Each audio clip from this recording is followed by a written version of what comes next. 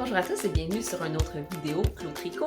Aujourd'hui, je vous parle de la fin de ma saga Tour de France et hobby. Avant de commencer, vous pouvez aller dans la boîte de description, cliquer sur le lien qui vous permet de vous inscrire à mon infolettre. Vous pouvez aussi cliquer sur le lien qui vous permet de devenir membre de ma chaîne, ce qui me permet de vous offrir toujours plus de vidéos et tutoriels gratuits.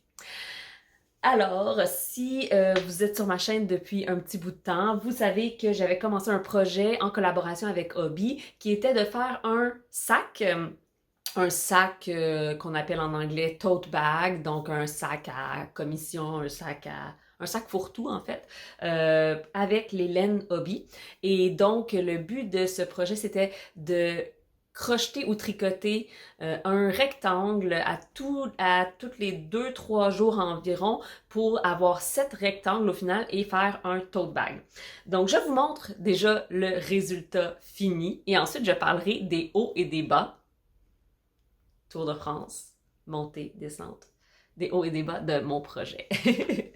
Donc, avant de commencer, je vous montre le projet et je vous avertis d'avance, je n'ai pas rentré toutes les fils encore parce qu'il y en a une panoplie. Donc, c'est un projet qui était, dans le fond, la direction qu'on avait de la part de Hobby était très minimale. C'était, ils nous envoyaient de la laine et on devait faire 7 rectangles selon des thématiques envoyées par Hobby et on devait les coudre ensemble pour faire un sac. Et la seule chose qui était demandée, c'était de faire un sac qui avait 80 mailles en largeur. Bon, en fait, des rectangles devaient avoir 80 mailles en largeur et 34 en hauteur, 34 rangées.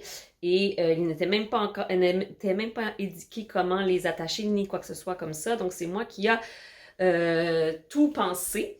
Alors, la première chose que je veux dire, c'est que je le trouve super joli. J'ai eu beaucoup de plaisir à le regarder une fois terminé. Il me reste encore à le laver et le bloquer. Donc, j'ai des sections qui sont un peu plus petites que d'autres parce que à cause du type de point que j'ai utilisé pour le faire. Et donc, évidemment, des points où on utilise plusieurs couleurs dans une même rangée nous donne un rectangle un peu moins large.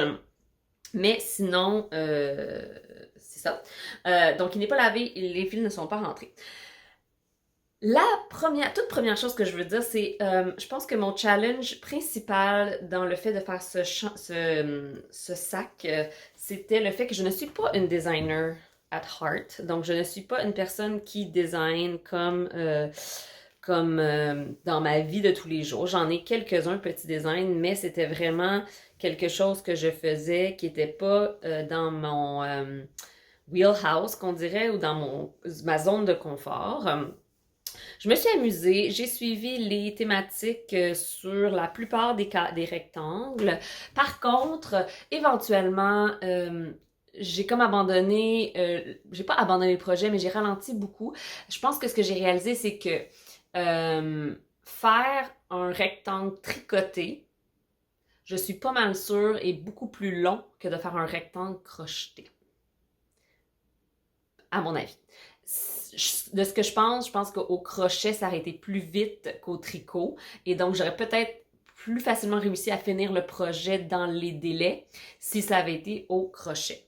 J'avais quand même un grand plaisir à le terminer.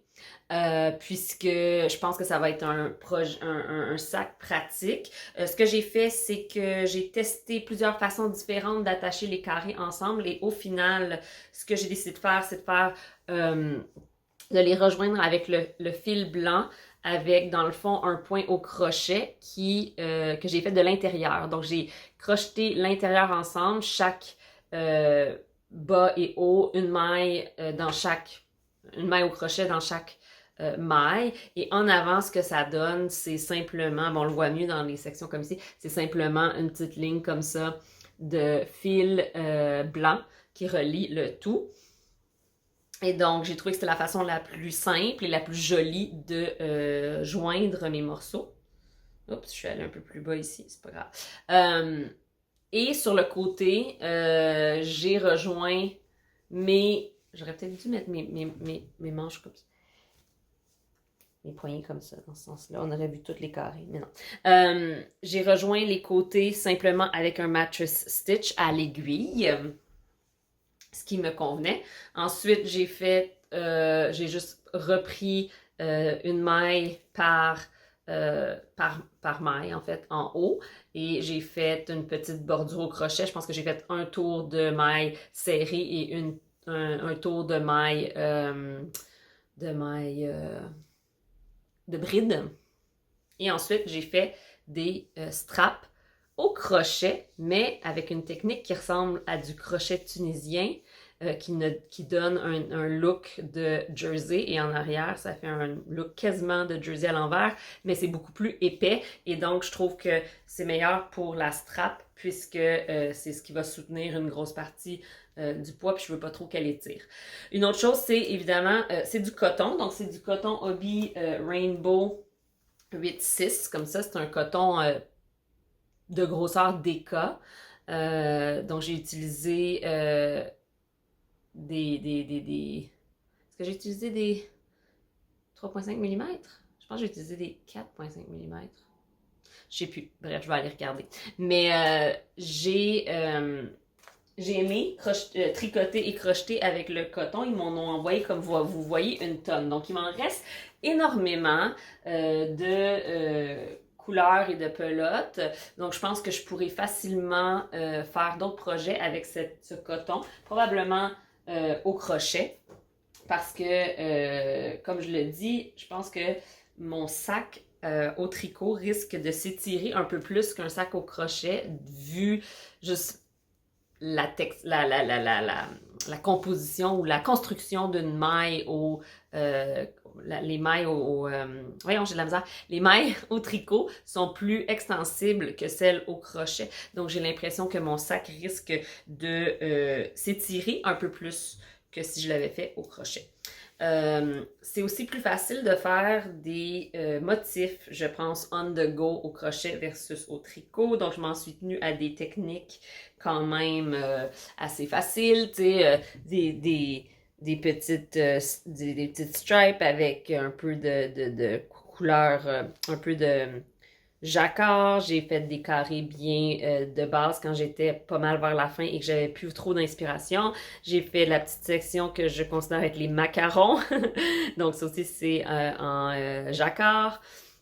Ensuite, mon premier, j'aime vraiment, vraiment mon tout premier rectangle qui est celui-là, qui est celui de représenter la ville de Copenhague, parce que Copenhague a plein de petites maisons avec plein de couleurs. Donc, j'ai fait de l'intarsia tout le long de ce petit rectangle et j'ai vraiment eu du fun à le faire. Ça serait quelque chose que je referais sans problème.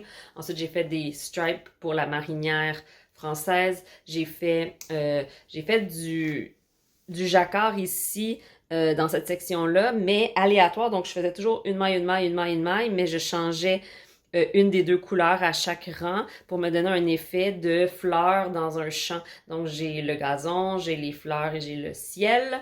Et ensuite, un carré, un rectangle de base. Donc voilà, l'expérience, je le referai peut-être pas parce que je trouve ça difficile de m'en tenir à faire les rectangles au bon moment des stades. Par contre, si c'était un patron à suivre, s'il y avait un patron à suivre, peut-être que ça m'aurait aidé. Donc, si c'était à refaire, je pense que je prendrais une expérience où il y a déjà un patron qui m'est suggéré pour le faire. Mais définitivement, je vais l'utiliser. Mes enfants ont déjà dit « Maman, il est super beau ton sac! » Fait que je pense que les enfants vont vouloir l'utiliser peut-être pour amener des choses à l'école, etc. Et je peux rentrer là, vraiment beaucoup de stock là-dedans. Donc, je vais pouvoir mettre tous mes tricots si ça m'intéresse. Si je veux aller quelque part avec des tricots, je peux facilement l'utiliser comme ça. Puis je peux l'utiliser comme sac du marché aussi si je veux mettre mes achats au marché Jean Talon dans mon sac à tricot.